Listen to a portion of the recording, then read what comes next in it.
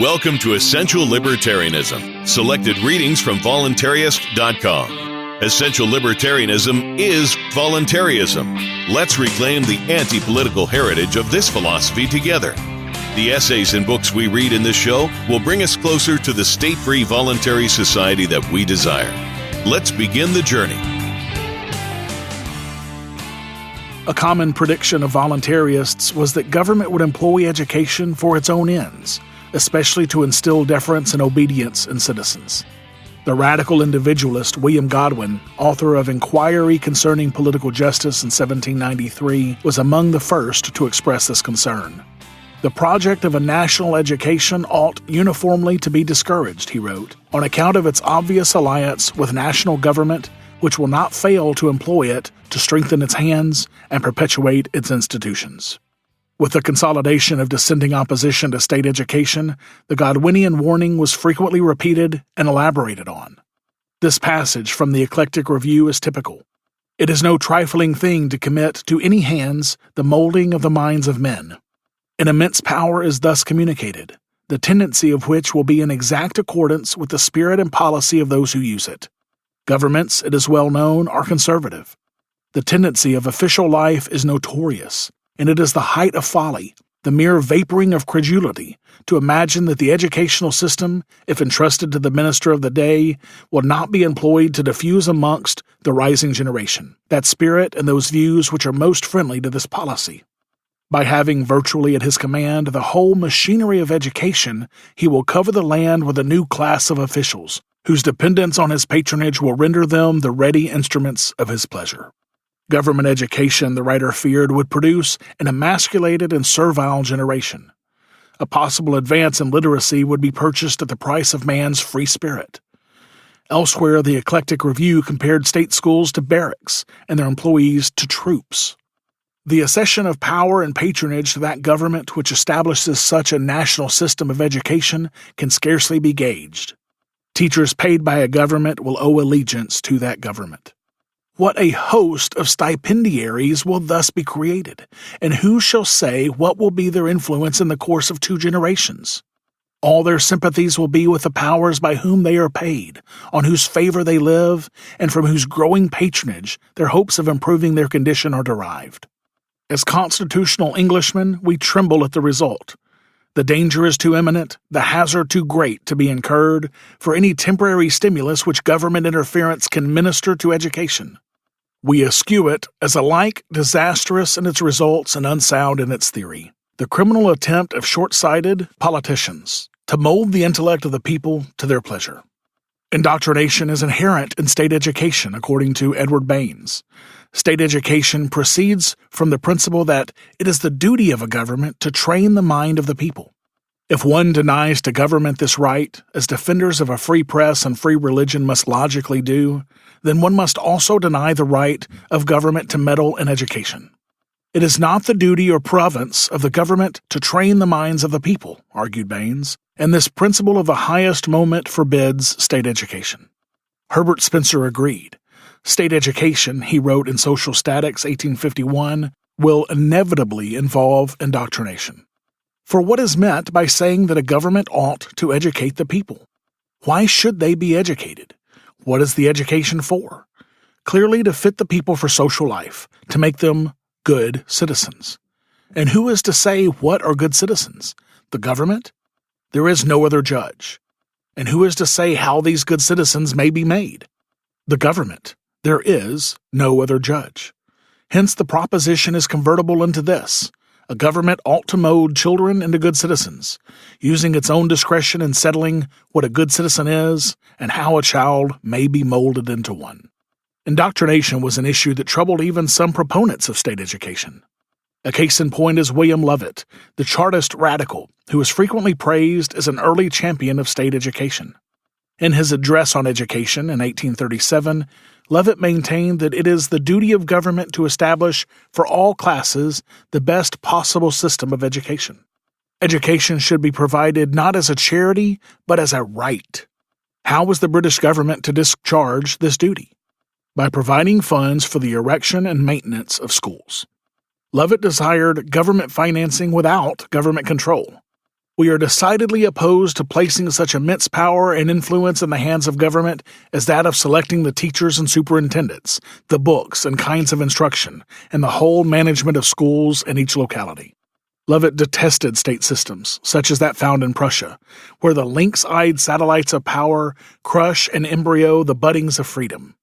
State control of education prostrates the whole nation before one uniform despotism. Several years later, Lovett became less sanguine about the prospect of government financing without government control.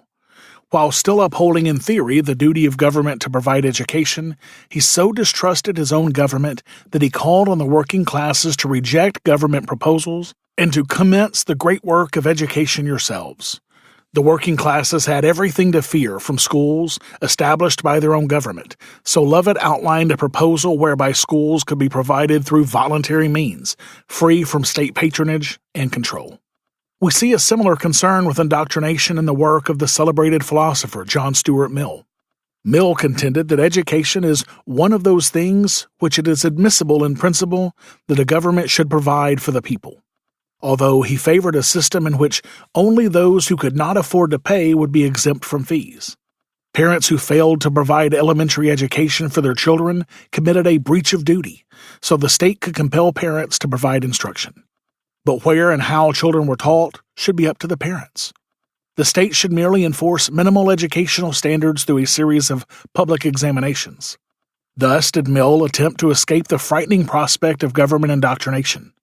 At this point, he began to sound like an ardent voluntarist.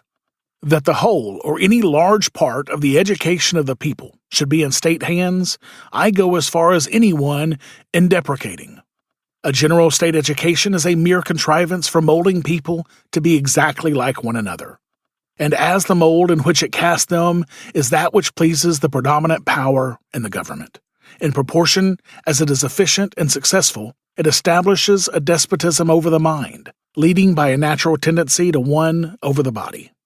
Dissenters who favored state education were also sensitive to the problem of indoctrination, but many thought that the danger could be avoided by confining state schools to secular subjects. The voluntarists disagreed, and they repudiated all attempts at compromise. Government aid, however small and innocent at first, was bound to be followed by government strings. Government aid is a trap and a snare, declared the Eclectic Review. It is a wretched bribe that, if accepted, will have irretrievably disgraced us. The question is not, how can we obtain government money, wrote Algernon Wells, but how can we avoid it? Wells continued with a fascinating observation. Dissenters must ever be equally free to act and speak. They must hold themselves entirely clear of all temptations to ask, when their public testimony is required, how will our conduct affect our grants? The belief of many independents is that, from the hour they received government money, they would be a changed people. Their tone lowered, their spirit altered, their consistency sacrificed, and their honor tarnished. Perhaps Edward Baines Jr. best summarized the sentiment of the voluntarists. When governments offer their arm, it is like the arm of a creditor or a constable, not so easily shaken off. There is a handcuff at the end of it. The lesson was clear. Educational freedom is incompatible with state support. If government control and manipulation of education are to be avoided, financial independence and integrity must be maintained. Voluntarism is perhaps the most important libertarian philosophy, and this podcast is designed to give you a piece of that. But there is a ton of other information out there on the topic of voluntarism. This is why we've compiled an easy list of great voluntarist resources in one location as a one-stop shop for the very best voluntarist content out there. From authors such as Lysander Spooner, Henry David Thoreau, Etienne de la Boétie, Larkin Rose, Carl Watner, Herbert Spencer, and more at essentiallibertarianism.com/books.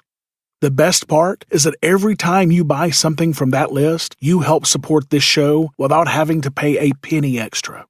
So go to essentiallibertarianism.com/books today to start or accelerate your journey to the only non-political, non-violent strategy to achieve a free society and help us delegitimize the state. EssentialLibertarianism.com/books. Another recurring theme of voluntarism was the need for diversity in education. Voluntarists warned that the state education would impose a dulling uniformity that would result at best in mediocrity. This lack of diversity in education was a primary concern of the 18th century dissenter Joseph Priestley. Education is an art, and like any art, it requires many experiments and trials before it can approach perfection, he noted. To bring government into education would freeze this art at its present stage and thereby cut off its future growth. Education is already under too many legal restraints. Let these be removed. The purpose of education is not simply to promote the interests of the state, but rather to produce wise and virtuous men. Progress in this area requires unbounded liberty and even caprice. Life, especially human life, requires diversity to improve. Variety induces innovation and improvement. From new and seemingly irregular methods of education, perhaps something extraordinary and uncommonly great may spring. The great excellence of human nature consists in the variety of which it is capable. Instead, then, of endeavoring, by uniform and fixed systems of education, to keep mankind always the same, let us give free scope to everything which may bid fair for introducing more variety among us. Godwin expressed similar concerns. State institutions resist change and innovation. They actively restrain the flights of mind and fix it in the belief of exploded errors. Government bureaucracies entrench themselves and resist change, so we cannot look to them for progress. State education has always expanded its energies in the support of prejudice. The deleterious effects of intellectual and cultural uniformity were also of great concern to Herbert Spencer, who developed a theory of social progress based on increasing social diversity. National education necessarily assumes that a uniform system of instruction is desirable, and this Spencer denied. Unlimited variety is the key to progress.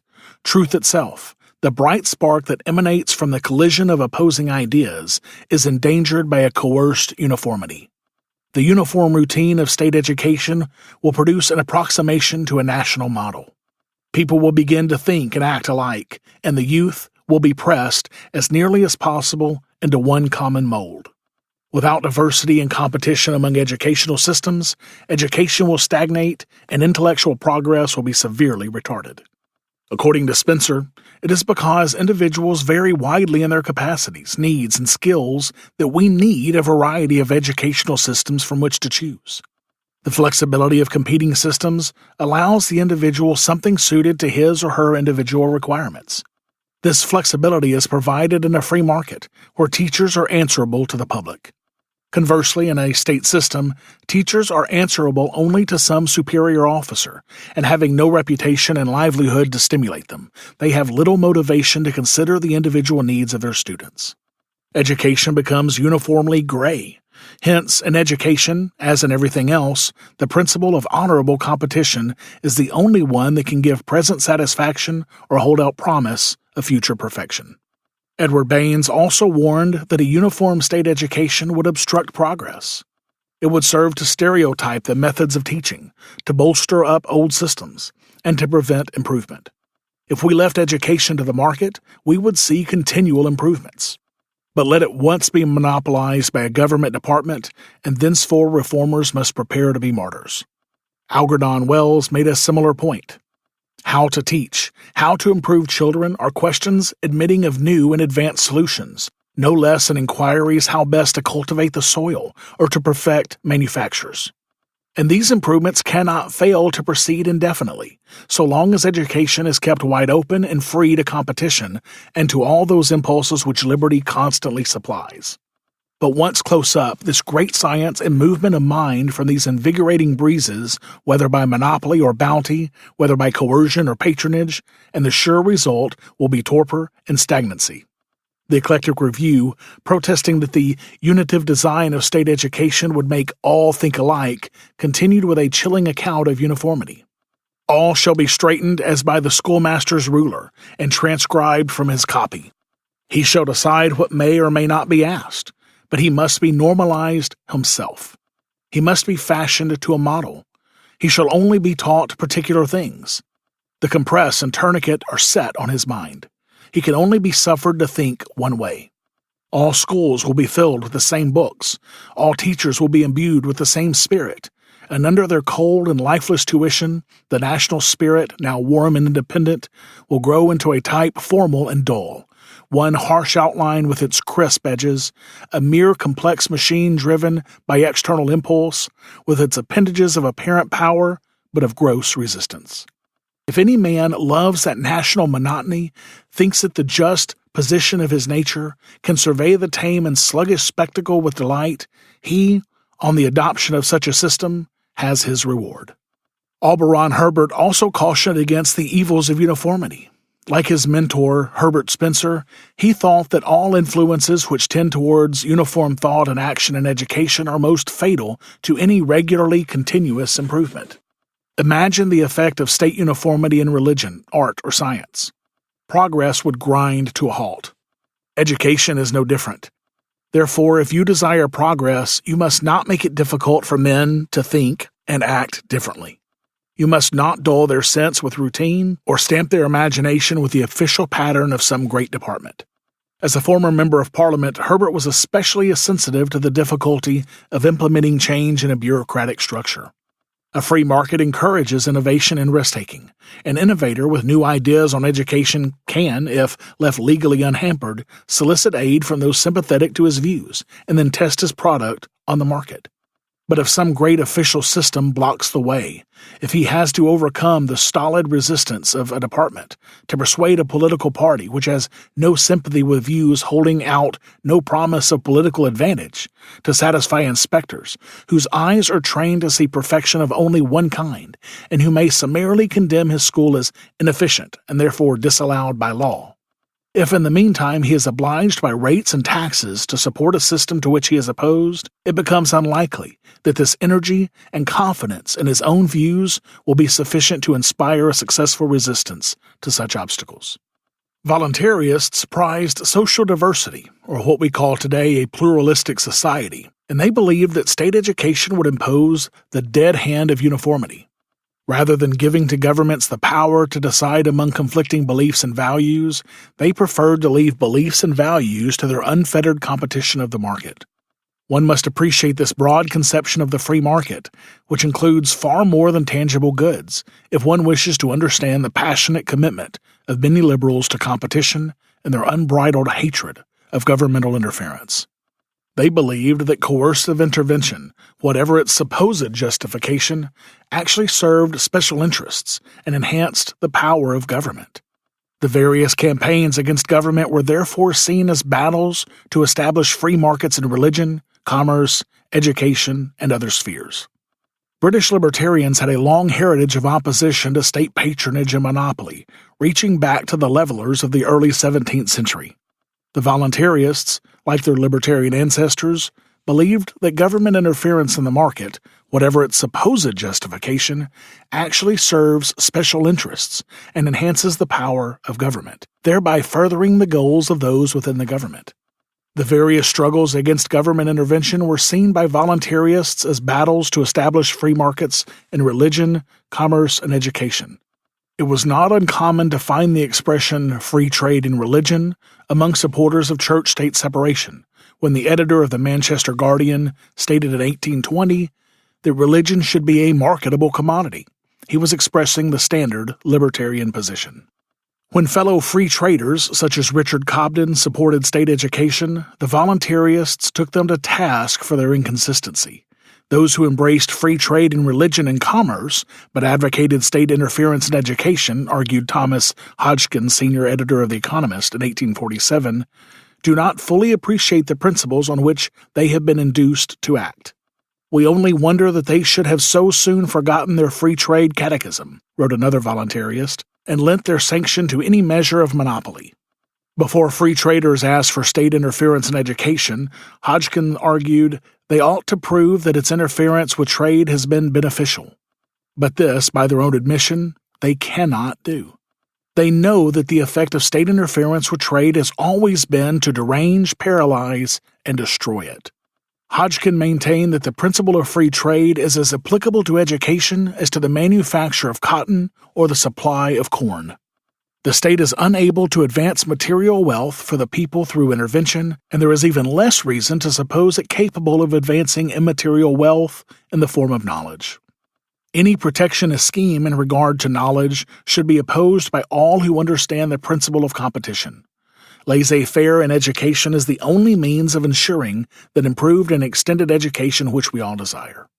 The Eclectic Review posed the basic question: can education be best produced by monopoly or by competition? And it came down unequivocally on the side of competition.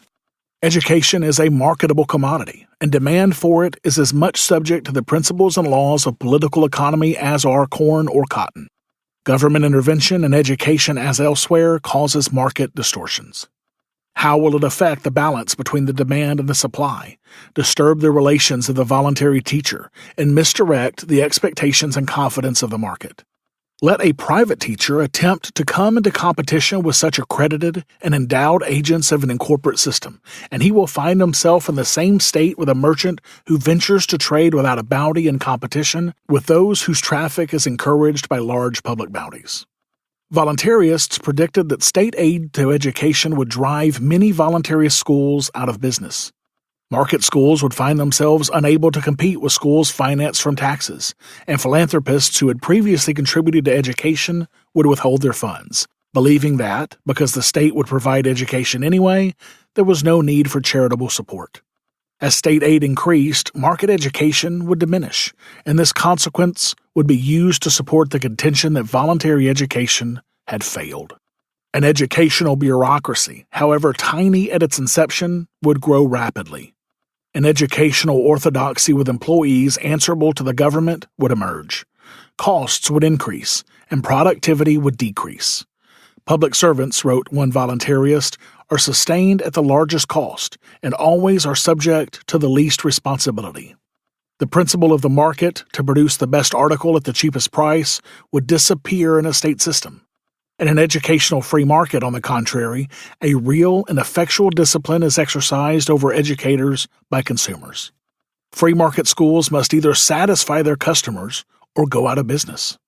In calling for laissez-faire in education, voluntarists squared off against the major economists of their day, most of whom advocated some role of government. John Stuart Mill, for example, opposed leaving education to the market. In the matter of education, the intervention of government is justifiable, because the case is not one in which the interest and judgment of the consumer are a sufficient security for the goodness of the commodity, Mill continued. The uncultivated cannot be competent judges of education. Those who must need to be made wiser and better usually desire it least, and if they desired it, would be incapable of finding the way to it by their own lights. It will continually happen on the voluntary system that the end not being desired, the means will not be provided at all, or that, the persons requiring improvements having an imperfect or altogether erroneous conception of what they want, the supply called for by the demand of the market will be anything but what is really required. Voluntarists responded impatiently to this elitist argument. They had encountered the same argument many times before during their campaigns for religious freedom. With man's eternal soul at stake, defenders of a state church maintain that religion is far too important to be left to the untutored judgment of the masses. It is the old dogma, wrote the dissenting minister Algernon Wells. The people can know nothing about religion, and it must be dictated to them.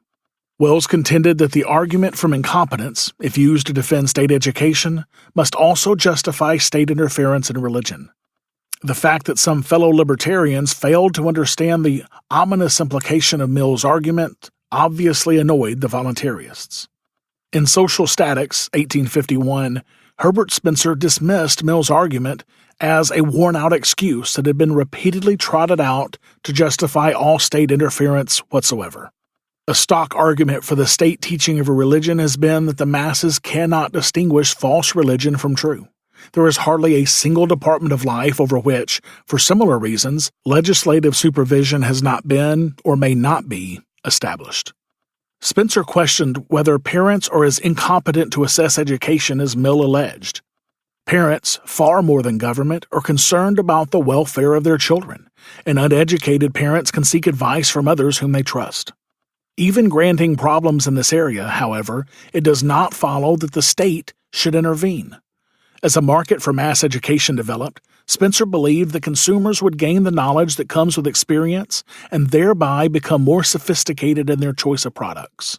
Social improvement takes time, and Spencer thought that this incompetence of the masses to distinguish good instruction from bad is being outgrown. Spencer contended that Mill's argument is based on a false premise. Even if the interest and judgment of consumers are insufficient to guarantee educational quality, Mill assumed that the interest and judgment of a government are sufficient security. Mill, in other words, assumed that an identity of interests exists between rulers and the people they govern. Spencer ridiculed this tacit belief. The English government desired a sentimental feudalism, a country where the people shall be respectful to their betters, and an economy with the view of making each laborer the most efficient producing tool. The interests of a government differ from the interest of the people, and we may be quite sure that a state education would be administered for the advantage of those in power rather than for the advantage of the nation. Hence, even if we concede some inadequacies in free market education, the problems inherent in state education are more serious and dangerous. As for the rejoinder that this objection may apply to current governments, but not necessarily to an ideal government that may someday exist, a government that would presumably have the best interests of the people at heart, Spencer pointed out that Mill's argument from incompetence depends on consumers as they now are, not on consumers as they might be in an ideal society. We should therefore consider Mill's alternative, government, as it now is, not as it should be, in a hypothetical paradise. It will not do, notwithstanding that it is all too often done to point out problems that might arise in an imperfect market and then offer government as a solution, as if that government were itself perfect, and as if government intervention will not generate its own unique and serious problems. Spencer was inviting Mill to descend from the clouds of political theory and take a hard look at the real world of governments. All things considered, in matters of education, the interest of the consumer is not only an efficient guarantee for the goodness of the things consumed, but the best guarantee. Thank you for listening to Essential Libertarianism. You can check out the archives of all of our episodes at essentiallibertarianism.com.